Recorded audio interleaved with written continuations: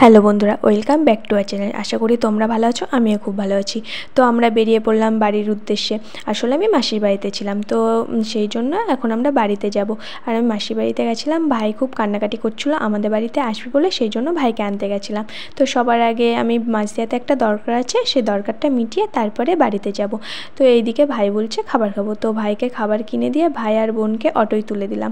আর আমি চলে আসলাম আমার দরকার মেটাতে। আসলে আমার দরকার ছিল কলেজে ভর্তি হওয়ার জন্য ফর্ম ফিল আপ করতে হবে, সেই ফর্ম ফিল আপ করার জন্যই বন্ধুরা বারবার ফোন করছিল, সেই জন্য চলে আসলাম। কথাই বলে না বন্ধুরা, কে কারোর ভালো সহ্য করতে পারে না। আমার ক্ষেত্রে হয়েছে তাই। আমার বন্ধুরা আমার একটুও ভালো সহ্য করতে পারে না। আমি গেলাম কদিনের জন্য মামার বাড়িতে, মামার বাড়ির আদর যত্ন খেতে, এদিকে এরা বারবার ফোন করেই যাচ্ছে। এমনিই আমি মামার বাড়ি যাইনি, গেলেও বছরে একবার, একদিনের জন্য। তারপরে আবার গেলাম, এরা বারবার করে ফোন করে যাচ্ছে। এদিকে তোমরা বলতেই পারো, একবার বলছে মামার বাড়ি, একবার বলছে মাসির বাড়ি। আসলে আমি মাসির বাড়িতেই গেছিলাম ভাইকে আনতে। তো ওই সাইড থেকে আগের ভিডিওতে তোমাদেরকে বলেইছি, আমার মাসির বাড়ি থেকে আমার দিদার বাড়ি বেশিটা না। তো আমার দাদুর শরীরটা ঠিক সেরকম ভালোও নেই, তার জন্য আমি দাদুকে দেখতে চলে গেলাম দিদার বাড়ি। তো ওই সাইড থেকে ভাবলাম দুদিন থাকবো আমি, কিন্তু এদিকে দেখো এরা বারবার করে ফোন করেই যাচ্ছে। তো কি বলবো, এরা আমার বন্ধু না শত্রু আমি মাঝে মধ্যে নিজেও বুঝতে পারি না। আসলে এই কথা তো আমি এমনিই বলছি অভিমানে, আসলে এরাই হচ্ছে আমার সত্যিকারের বন্ধু। এরা না থাকলে যে আমি কী করতাম নিজেও জানি না। নিজেদের দরকারের সাথে সাথে দেখো আমার দরকারটাও যে ওরা মনে রেখেছে, এটাই কত। এটা কজনেই বা রাখে, এখনকার দিনে যে যার মতো কাজ করে চলে যায়, কিন্তু এরা আমার কথা যে মনে রেখেছে এটাই যথেষ্ট।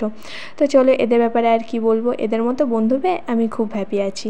তো তারপরে এই সাইডে দেখো পিয়া দুটো চকলেট কিনে নিয়ে চলে এসছে। আমরা সকলে মিলে দুটো চকলেট ভাগ করে খেলাম। তারপরে হাতে লেগে গেছিলো, আমি মানে কিনে সকলেকে খাইয়ে দিলাম, কেউ হাতে লাগায়নি। তারপরে জল দিয়ে হাত ধুতে আসলাম, বললাম ক্যামেরাটা একটু ধরে দিতে। এমন ঢেপসি যে ক্যামেরাটা এমন করে ধরলো, কেঁপেই যাচ্ছে, নড়েই যাচ্ছে, ঠিক করে ক্যামেরাটাও ধরতে পারে না। আর এই সাইডে আর একজন দেখুন উল্টো করে চশমা পরে নায়িকা নায়িকা ভাব নিচ্ছে। তারপরে এনারা যে ফোনে এত কিসের ব্যস্ত থাকে বুঝতেই পারি না। গেম খেলাই, কেউ কথা বলাই, আর কি বলবো, সমস্ত সময় এত কাজ করতে আসছে, তাও ওদের নেই। কী বলবো, বন্ধুদের মধ্যে এটাই যথেষ্ট, মানে খুব মজাকর। আর এই সাইডে দেখো আমিও ঘুরতে বেরিয়ে পড়লাম দোকানটা একটু দেখতে। দোকানটা খুব সুন্দর লাগছিলো। তারপরে দেখলাম এখানে ঠাকুর, তো ঠাকুরটা দেখো লাইটিং দিয়ে কতটা সুন্দর লাগছে দেখতে। এদিকে দেখো বন্ধুরা, মোটামুটি সকলের কাজই হয়ে গেছে, আমারটা বাকি আছে। এই সাইডে আমি একটু মজা করছি, বলছি তোদের টুথপেস্টে কী আছে, নুন আছে? আর ওরা দেখো আমি ওর কাছে জিজ্ঞাসা করছি, উল্টে ও কিছু না বলে বোতলটা কামড়াতে আসে। আর এই সাইডে আমি প্রত্যেককেই একে একে জিজ্ঞাসা করছি, তো ওরা প্রত্যেকে কী উত্তর দিল সবার লাস্টে বলছি। আসলে তারপরে এই যে একে একে প্রত্যেকের মুখে আমি নিয়ে যাচ্ছি সামনে এটা। তো একজনা এক এক রকম কথা বলেনি, সকলে কিন্তু একই উত্তর দিয়েছে। উত্তরটা হলো ওদের টুথপেস্টে নাকি গু থাকে। তো কি বলবো, সেটাই যেন থাকে। তো আর কিছু বলেনি। তারপরে এই যে দেখতে দেখতে আমার কাজটাও মিটে গেল। তারপরে এই সাইডে কৃষ্ণা বলল চ আমার সাথে একটা জায়গায়। তো আমিও চলে আসলাম ওর সাথে। তো কোথায় নিয়ে যাবে আমি নিজেও জানি না, ওর সাথে তো বেরিয়ে পড়লাম। কোথায় যাচ্ছি তো আমি জানি না। তারপরে এইদিকে দেখো কলেজের সামনে দিয়ে, তো তোমাদের আজকে কলেজের ভিতরটা দেখাতে পারছি না, যেদিন আমি ভর্তি হতে আসবো সেদিন তোমাদেরকে দেখাবো। আমি না আজ অবধি কোনো দিন কলেজের ভিতরে যাইনি। মাঝদিয়ায় 100 বার যাওয়া আসা, কিন্তু কোনো দিন মাঝদিয়ার কলেজের ভিতরে ঢোকা হয়নি। আমার থেকে কত ছোটো ছোটো বাচ্চারা কলেজে ঢুকেছে, কিন্তু আমি এখনও ঢুকিনি। একেবারে ফার্স্ট টাইম ঢুকবো, তাও ভর্তি হব সেদিন। তো চলো যাই হোক। তারপরে এদিকে দেখো কৃষ্ণা আমাকে নিয়ে চলে আসলো ওর দিদার বাড়িতে, আমার দিদার বাড়ি থেকে নিয়ে ওর দিদার বাড়িতে নিয়ে চলে আসলো। তারপরে এসেই দেখো ফ্রিজ থেকে কি চুরি করছে। আসলে কিছু চুরি করছে না, ঠান্ডা জল খেতে, রোদ গরমে আসলো তো ঠান্ডা ঠান্ডা জল। তো তারপরে আমরাও খেলাম। তারপরে ওদের সকলের জন্য 1 বোতল নিয়ে নিলাম। তারপর বন্ধুরা আবার বেরিয়ে পড়লাম বিট্টু দাদার দোকানের উদ্দেশ্যে। তারপরে এই সাইডে দেখো চোখে চশমা দিয়ে একটু হিরোইন ফিল নিয়ে নিচ্ছি আমরা। এমনিতে স্কুটি, তারপর আবার চোখে চশমা, তারপরে আবার ভিডিও করছি। তো সাইডের মানুষজন তাকিয়ে দেখছে, তো ভাবছে কত বড় ইউটিউবার। আমি মনে মনেই বলছি না না, আমি এখনও অত বড় ইউটিউবার হয়ে উঠতে পারিনি। যদি বন্ধুরা তোমরা পাশে থাকো তাহলে একদিন নিশ্চয়ই বড় ইউটিউবার হব। যদি তোমরা পাশে না থাকো তাহলে আর কি করে হব, কিন্তু যদি তোমরা পাশে থাকো তাহলে নিশ্চয়ই হব। তো তারপরে চলে আসলাম বাজারের ভিতর। আর বাজারের ভিতর আসলাম তো কৃষ্ণাকে বললাম চ একটু স্যারের বাড়ির সাইড থেকে ঘুরে আসি, অনেক দিন যাওয়া হয়নি, সেই পড়ে টরে এসে আর যাওয়া হয়নি, তো চ একটু ঘুরে আসি। তারপরে স্যারের বাড়ির সামনে চলে আসলাম। আর দেখো কত রোদ, আর এই রোদের মধ্যে আমরা এরকম স্কুটি করে নিয়ে ঘুরে ঘুরে বেড়াচ্ছি। তো তারপরে এই যে স্যারের বাড়ির সামনে চলেও আসলাম। আর স্যারের এই ঘরটা দেখার পর কত স্মৃতি না মনে পড়ে যাচ্ছে।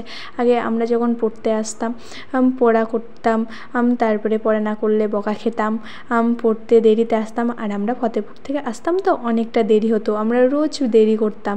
তো স্যাররা কিছু বলতো না, জানে অনেকটা দূর, কিন্তু অন্য ছেলেপেলেদের বাইরে দাঁড় করিয়ে দিত, মেয়েদের কিছু বলতো না, কিন্তু ছেলেদের বেশি বকতো। তো ছেলেরা তখন খেপে যেত, বলতো কেন স্যার মেয়েদেরকে কেন বকা হয় না, আমাদেরকে কেন এত বকেন? তো বলে মেয়েরা এমনি শান্তশিষ্ট, আর তোরা যা শয়তান কি বলবো। তো তারপরে আরও অনেক স্মৃতি আছে। আর একবার জানো তো এই সাইডে মানে একটা বন্ধুর বার্থডে সেলিব্রেশন করতে গিয়ে একটা আন্টির কাছে কতই বকা না খেয়েছিলাম। তারপরে ভয় জ্বালায় এই সাইডে আর আসতামই না, ওই সাইডটাই বন্ধুদের বার্থডে সেলিব্রেশন করতাম। আরও কত না স্মৃতি আছে। স্যারের ঘরের সামনে যাওয়ার আসল কারণ ছিলই তো স্যারের সাথে দেখা করব বলে, কিন্তু স্যার আজকে আসেনি, তো সেই জন্য স্যারের সাথে দেখা হলো না। তো ভাবলাম অন্য আর একদিন আসা যাবে, তো চলো যাওয়া যাক। তারপরে এই যে দুই বোনের বিরিয়ানির দোকানের সামনে দিয়ে আবার চলে আসলাম বিট্টু দাদার দোকানে। তো এই যে এই সাইডে দেখো চাবি নিয়ে একটু স্টাইল দিচ্ছি, গাড়ি চালানোর ক্ষমতা তো নেই, তো চাবি নিয়ে একটু ভাব দেখাই। তো তারপরে এই যে এই সাইডে আমরা সকলে বেরিয়ে পড়েছি, এবার বাড়ি যাব। আর এই আর একজন ছোটো থেকে আমাকে নকল করার স্বভাব, আমি যা করব ও তাই করবে। তো এই সাইডে তারপরে আবার আইসক্রিম নিয়ে চলে এসেছে, যা গরম পড়েছে। তো সকলেই আইসক্রিম খাচ্ছি। আর এইদিকে আরেকজনও দেখো নিজের আইসক্রিম খেয়ে হচ্ছে না, নিজেরটা খাওয়া হয়ে গেছে, এখন আমার তার থেকেও ভাগ বসাচ্ছে। তারপরে আমি একটু কান্না নাটক করে নিলাম, আমার আইসক্রিম খেয়ে নিল বলে। তারপরে দেখো আইসক্রিম খেয়ে হলো না, কাটিগুলোও দাঁতে করে গুজে বাড়ি নিয়ে যাবে এখন। তারপরে আমরা বাড়ির উদ্দেশ্যে বেরিয়ে পড়লাম। আর এই সাইডে ইনি একটু সিনেমা শট নিয়ে নিল। তো চলো আজকের ভিডিওটা এই পর্যন্তই থাক, ভালো লাগলে লাইক কমেন্ট শেয়ার এবং চ্যানেলটিকে সাবস্ক্রাইব করে দেবেন। Okay bye, tata.